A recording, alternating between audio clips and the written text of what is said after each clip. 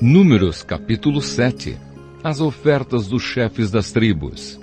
No dia em que Moisés acabou de armar a tenda sagrada, ele a ungiu e a dedicou ao serviço de Deus junto com todos os objetos da tenda e do altar.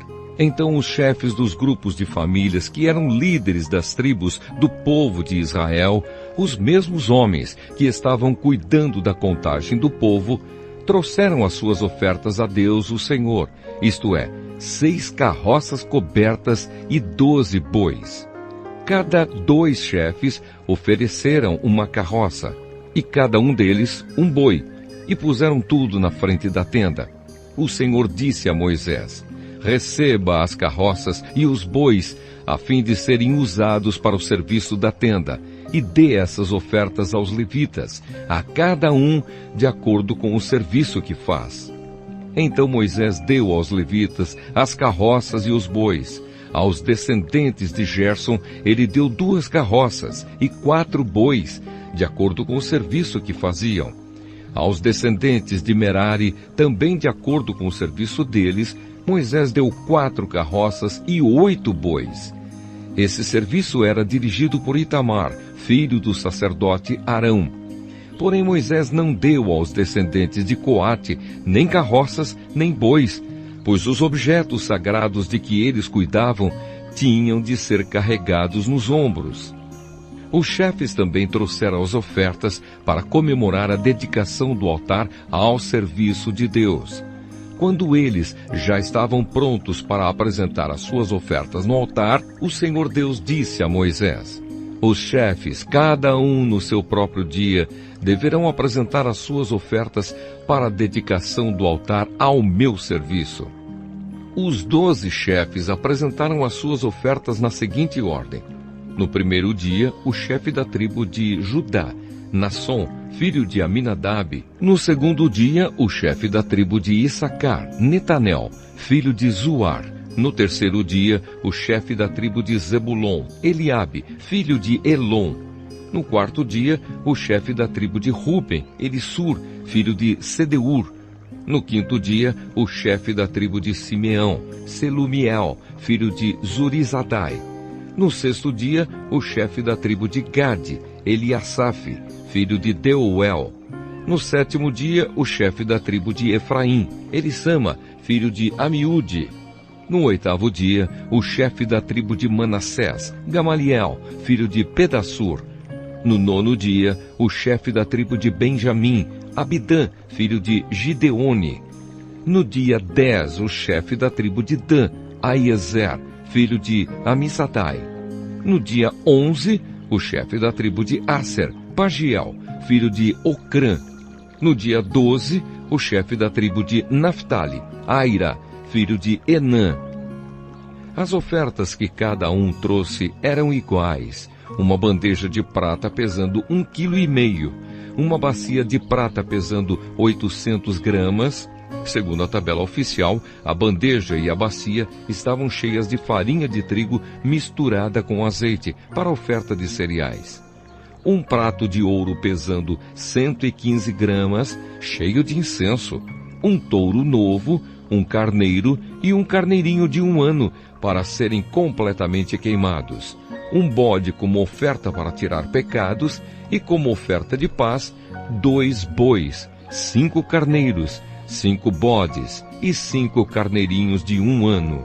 O total de todas as ofertas feitas pelos chefes do povo de Israel para a cerimônia da dedicação do altar ao serviço de Deus foi o seguinte: 12 bandejas de prata e 12 bacias de prata, num peso total de 27,5 kg. 12 pratos de ouro pesando 1,380 kg. Os pratos estavam cheios de incenso, como ofertas a serem completamente queimadas. 12 touros novos, 12 carneiros e 12 carneirinhos de 1 ano, junto com as ofertas de cereais que acompanham essas ofertas.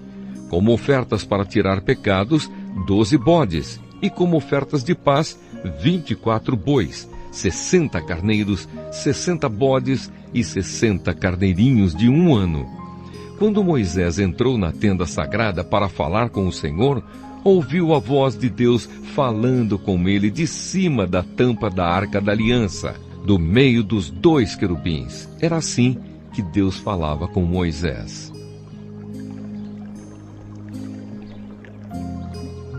Números, capítulo 8. As lamparinas do candelabro. O Senhor Deus disse a Moisés: fale com Arão e diga-lhe o seguinte: quando você colocar as 7 lamparinas no candelabro, faça com que as lamparinas iluminem um espaço em frente do candelabro. E Arão fez assim. Colocou as lamparinas de modo que iluminassem o espaço em frente do candelabro, como o Senhor havia ordenado a Moisés. O candelabro era de ouro batido, a sua base, as suas flores, tudo era de ouro batido, de acordo com o modelo que o Senhor havia mostrado a Moisés. A purificação e a dedicação dos levitas. O Senhor Deus disse a Moisés: separe os levitas dos outros israelitas e purifique-os. Para purificá-los, faça o seguinte: borrife sobre eles a água da purificação. Eles devem rapar todo o corpo e lavar as suas roupas. Assim ficarão purificados. Então pegarão um touro novo, com oferta de cereais feita da melhor farinha misturada com azeite. E você pegará outro touro novo como oferta para tirar pecados. Em seguida, você reunirá todo o povo de Israel e fará com que os levitas fiquem em frente da tenda sagrada. Então o povo de Israel porá as mãos sobre a cabeça dos levitas, e aí Arão separará os levitas para mim como uma oferta especial dos israelitas. Assim os levitas poderão fazer o meu serviço. Os levitas colocarão as mãos sobre a cabeça dos 2 touros. Um deles será oferecido como oferta para tirar pecados, e o outro como oferta que será completamente queimada para purificar os levitas. Separe os levitas como uma oferta especial para mim, e que Arão e os seus filhos sejam os chefes deles. Separe os levitas dos outros israelitas, a fim de que sejam meus. Depois que você purificar e separar os levitas, eles estarão preparados para trabalhar na tenda.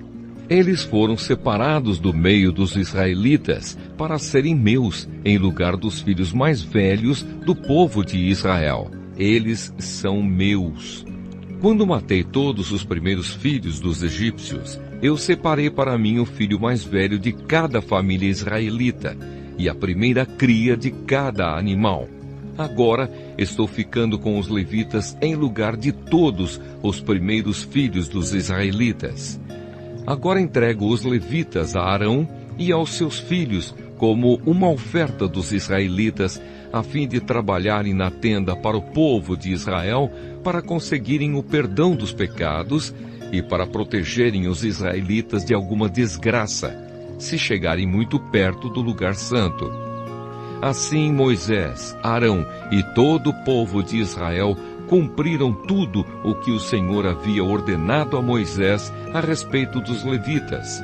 Os levitas se purificaram e lavaram as suas roupas, e Arão os separou como uma oferta especial ao Senhor, e fez a cerimônia da purificação para eles. O povo fez tudo o que o Senhor havia ordenado a Moisés a respeito dos levitas. Assim, eles foram escolhidos para trabalhar na tenda sagrada, dirigidos por Arão e pelos seus filhos. O Senhor Deus disse a Moisés: a lei a respeito dos levitas é esta: com a idade de 25 anos, cada levita começará o seu trabalho na tenda sagrada, e aos 50 anos deixará de trabalhar. Depois dessa idade, os levitas poderão ajudar os seus companheiros no trabalho deles na tenda, porém não serão responsáveis por nenhum serviço. É assim que você deverá organizar o serviço dos levitas. Números capítulo 9. A segunda Páscoa. No primeiro mês do segundo ano depois da saída do povo de Israel do Egito, o Senhor falou com Moisés no deserto do Sinai. Ele disse: no dia 14 deste mês, começando ao anoitecer, o povo de Israel deve comemorar a festa da Páscoa, de acordo com todas as leis e ordens a respeito dela.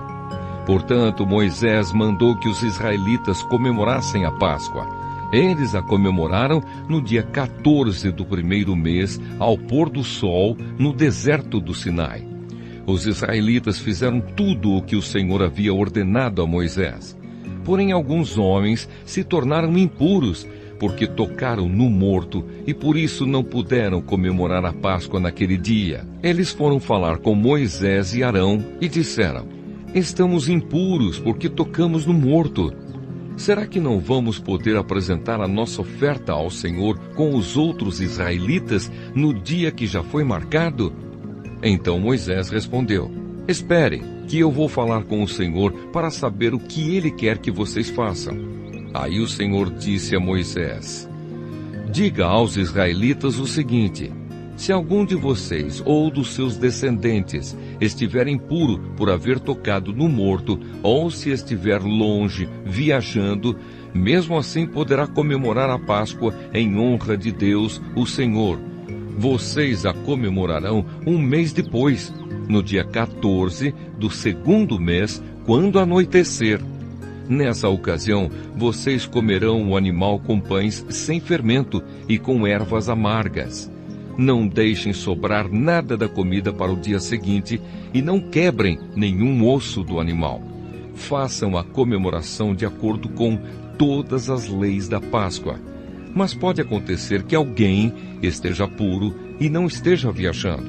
Se essa pessoa não comemorar a Páscoa, será expulsa do meio do povo, pois não me apresentou a oferta no tempo certo, e será castigada por causa do seu pecado. Se algum estrangeiro que mora no meio de vocês quiser comemorar a Páscoa, terá de obedecer às leis e às ordens a respeito dessa festa.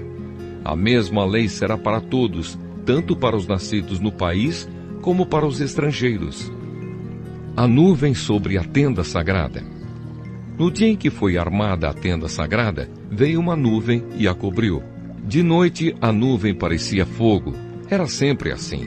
De dia a nuvem cobria a tenda, e de noite parecia fogo. Quando a nuvem se levantava de cima da tenda, os israelitas começavam a caminhar.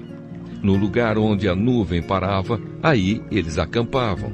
Eles começavam a caminhar ou acampavam de acordo com a ordem de Deus, o Senhor, e ficavam acampados ali durante o tempo em que a nuvem estava parada sobre a tenda. Quando ela ficava muito tempo sobre a tenda, os israelitas obedeciam à ordem do Senhor e não saíam dali. Às vezes, a nuvem ficava poucos dias sobre a tenda. Assim, conforme a ordem do Senhor, eles continuavam acampados ou começavam a caminhar. Às vezes a nuvem ficava parada somente desde a tarde até a manhã do dia seguinte. Quando ela se levantava de manhã, eles começavam a caminhar. Sempre que a nuvem se levantava, fosse de dia ou fosse de noite, os israelitas começavam a caminhar. Mas se ela ficava sobre a tenda 2 dias, ou um mês, ou mesmo um ano, enquanto estivesse parada, os israelitas continuavam acampados e não começavam a caminhar. Porém, quando ela se levantava, eles partiam. De acordo com a ordem do Senhor, eles acampavam ou começavam a caminhar. Os israelitas faziam isso obedecendo ao que o Senhor ordenava por meio de Moisés. Números capítulo 10. As trombetas de prata. O Senhor Deus disse a Moisés o seguinte: faça 2 trombetas de prata batida. Com elas você chamará o povo para se reunir e dará o sinal de partida do acampamento. Quando forem tocadas as 2 trombetas, todo o povo se reunirá com você na entrada da tenda sagrada. Porém, quando uma só for tocada, apenas os chefes dos grupos de famílias se reunirão com você. Quando tocarem sons curtos e fortes, as tribos acampadas a leste deverão começar a sair. Quando tocarem pela segunda vez sons curtos e fortes, as tribos que estão ao sul começarão a sair. O sinal para a partida serão toques curtos e fortes, mas para reunir o povo deverão ser dados toques longos. Os encarregados de tocar as trombetas serão os sacerdotes, que são descendentes de Arão. A seguinte lei será obedecida para sempre pelos israelitas. Quando vocês estiverem em guerra no seu próprio país, defendendo-se de um inimigo que os atacou, toquem o sinal para a batalha com essas trombetas. Eu, o Senhor, o Deus de vocês, os ajudarei e os livrarei dos seus inimigos. Também nas ocasiões de alegria, isto é, nas festas da lua nova e nas outras festas religiosas, vocês deverão tocar as trombetas quando apresentarem os sacrifícios que serão completamente queimados e as ofertas de paz. Então eu os ajudarei. Eu sou o Senhor, o Deus de vocês. Os israelitas partem do Sinai. No segundo ano depois que o povo saiu do Egito, no dia 20 do segundo mês, a nuvem se levantou de cima da tenda sagrada. Nesse dia, os israelitas começaram a caminhar, partindo assim do deserto do Sinai, e a nuvem parou no deserto de Parã. Assim, pela primeira vez, eles começaram a caminhar conforme a ordem que o Senhor tinha dado a Moisés. Primeiro saíram os que eram da bandeira da tribo de Judá, grupo por grupo, comandados por Nasson, filho de Aminadab. Netanel, filho de Zuar, comandava a tribo de Issacar, e Eliabe, filho de Elon, comandava a tribo de Zebulon. Então a tenda foi desarmada, e os levitas dos grupos de famílias de Gerson e de Merari partiram, levando a tenda. Depois saíram aqueles que eram da bandeira levada pela tribo de Ruben, grupo por grupo, comandados por Elisur, filho de Sedeur. Selumiel, filho de Zurissadai, comandava a tribo de Simeão. Eliasaf, filho de Deuel, comandava a tribo de Gade. Em seguida saíram os levitas do grupo de famílias de Coate, carregando os objetos sagrados. E quando chegaram ao outro acampamento, a tenda já estava armada. Então saíram aqueles que eram da bandeira da tribo de Efraim, grupo por grupo, comandados por Elisama, filho de Amiúde. Gamaliel, filho de Pedassur, comandava a tribo de Manassés, e Abidã, filho de Gideone, comandava a tribo de Benjamim. Depois, atrás de todas as outras tribos, saíram aqueles que eram da bandeira da tribo de Dan, grupo por grupo, comandados por Aiezer, filho de Amissadai. Pagiel, filho de Ocrã, comandava a tribo de Asser, e Aira, filho de Anã, comandava a tribo de Naphtali. Os israelitas começaram a caminhar nesta ordem, grupo por grupo. Moisés convida Obabe a acompanhá-los. Moisés disse ao seu cunhado Obabe, filho de Jetro, o midianita: Nós estamos saindo para o lugar que o Senhor disse que nos daria. Ele prometeu que faria do povo de Israel uma nação rica. Portanto, venha com a gente e repartiremos com você as coisas boas que conseguirmos. Obabe respondeu: Não, eu vou voltar para minha terra e para minha família. Por favor, não faça isso, disse Moisés. Você conhece o deserto e sabe onde podemos acampar. Você poderia ser o nosso guia. Se você vier com a gente, nós repartiremos com você todas as bênçãos que o Senhor nos der. Deus dirige o povo. E assim os israelitas partiram do Sinai, o monte de Deus, o Senhor, e caminharam durante 3 dias. A arca da aliança do Senhor ia sempre na frente deles, a fim de marcar o lugar de acampar. Quando partiam, a nuvem do Senhor ficava por cima deles durante o dia. Sempre que a arca partia, Moisés dizia assim: Ó Senhor Deus, levanta-te e espalhe os teus inimigos, e que fujam da tua frente os que te odeiam.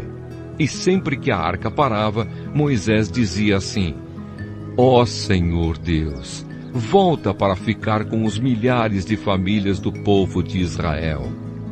Números capítulo 11. o povo reclama em Taberá. Por estarem passando por muitas dificuldades, os israelitas começaram a se queixar a Deus, o Senhor. Quando o Senhor ouviu as suas reclamações, ficou irado e fez cair fogo em cima deles. O fogo queimou no meio deles e destruiu uma ponta do acampamento. Então o povo gritou, pedindo socorro a Moisés. Moisés orou ao Senhor e o fogo se apagou. Aí puseram naquele lugar o nome de Taberá, porque ali o fogo do Senhor havia queimado no meio deles. Moisés escolhe 70 ajudantes. Havia estrangeiros viajando com os israelitas. Eles estavam com muita vontade de comer carne, e até mesmo os israelitas começaram a reclamar, dizendo: "Ah, se tivéssemos um pouco de carne para comer! No Egito comíamos quanto peixe queríamos e era de graça. E que saudades dos pepinos, dos melões, das verduras, das cebolas e dos alhos! Mas agora acabaram-se as nossas forças, não há mais nada para comer e a única coisa que vemos é esse maná." O maná era parecido com pequenas sementes brancas, meio amareladas. Ele caía durante a noite com o orvalho. No dia seguinte de manhã, o povo ia apanhá-lo em volta do acampamento. Eles o moíam em moinhos ou o socavam em pilões. Cozinhavam numa panela e faziam pães achatados que tinham gosto de pão assado com azeite. Então Moisés ouviu o choro do povo. Cada família chorava na entrada da sua barraca. O Senhor ficou muito irado. E Moisés também ficou aborrecido e disse a Deus, o Senhor: "Por que me tens tratado tão mal? Por que estás aborrecido comigo? Por que me deste um trabalho tão pesado de dirigir todo este povo? Eu não fiz este povo, nem dei à luz esta gente. Por que me pedes que faça como uma babá e os carregue no colo como criancinhas para a terra que juraste dar aos seus antepassados? Onde poderia eu conseguir carne para dar a todo este povo? Eles vêm chorar perto de mim e dizem que querem comer carne. Eu sozinho não posso cuidar de todo este povo. Isso é demais para mim. Se vais me tratar desse jeito, tem pena de mim e mata-me. Se gostas de mim, não deixes que eu continue sofrendo deste jeito." O Senhor Deus respondeu a Moisés: "Reúna para mim 70 homens, que você sabe que são líderes entre os mais respeitados do povo de Israel. Leve-os até a tenda sagrada e fique ali com eles. Então eu descerei e falarei com você ali. Tirarei uma parte do espírito que lhe dei e darei a eles, para que o ajudem no pesado trabalho de cuidar do povo. Assim você não precisará fazer isso sozinho. Agora diga ao povo o seguinte: purifiquem-se para amanhã. Vocês vão comer carne." O Senhor ouviu vocês chorando e dizendo que queriam carne e que passavam bem no Egito. Por isso o Senhor lhes dará carne e vocês a comerão. E não comerão só um dia, nem 2, nem 5, nem 10, nem 20, mas durante um mês inteiro, até que saia pelos seus narizes e vocês ficarem com nojo. Pois vocês rejeitaram o Senhor que está no meio de vocês e se queixaram, dizendo que nunca deveriam ter saído do Egito. Moisés disse: "Estou levando 600.000 homens, e tu dizes que vais dar a essa gente carne para comer o mês inteiro? Onde haveria tantas ovelhas e vacas para matar, a fim de que todos ficassem satisfeitos? Será que todos os peixes do mar juntos poderiam alimentar essa gente?" Porém o Senhor Deus respondeu a Moisés: "Será que eu tenho tão pouco poder? Agora mesmo você verá se o que eu disse vai acontecer ou não." Então Moisés saiu e contou ao povo o que o Senhor tinha dito. Ele reuniu 70 líderes do povo e os pôs ao redor da tenda. Aí o Senhor desceu na nuvem e falou com ele. Deus tirou uma parte do espírito que tinha dado a Moisés e deu aos 70 líderes. Quando o Espírito veio sobre eles, eles começaram a falar alto como profetas. Porém, isso durou pouco tempo. 2 dos 70 líderes ficaram no acampamento e não foram até a tenda sagrada. Um se chamava Eldade e o outro Medade. O Espírito veio sobre eles e eles também começaram a falar alto como profetas. Então um rapaz foi correndo contar que Eldade e Medade estavam profetizando no acampamento. Aí Josué, filho de Num, que desde a sua mocidade era auxiliar de Moisés, foi logo dizendo: Moisés, meu chefe, não deixe que eles façam isso. Moisés respondeu: Por que você está preocupado com os meus direitos quando eu é que deveria estar? Eu gostaria que o Senhor desse o seu espírito a todo o seu povo e fizesse com que todos fossem profetas. Depois Moisés e os 70 líderes do povo de Israel voltaram para o acampamento. Deus manda codornas. De repente, o Senhor mandou um vento que trouxe do mar bandos de codornas. Elas caíram no acampamento e em volta, em todas as direções, a uma distância de uns 30 quilômetros, e cobriram o chão em montes de quase 1 metro de altura. Assim, todo aquele dia, toda aquela noite e todo o dia seguinte, o povo trabalhou catando codornas. Ninguém juntou menos de 1000 quilos.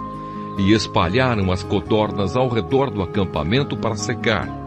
Quando ainda havia muita carne para comer, o Senhor ficou irado com o povo e os castigou com uma terrível epidemia que matou muita gente.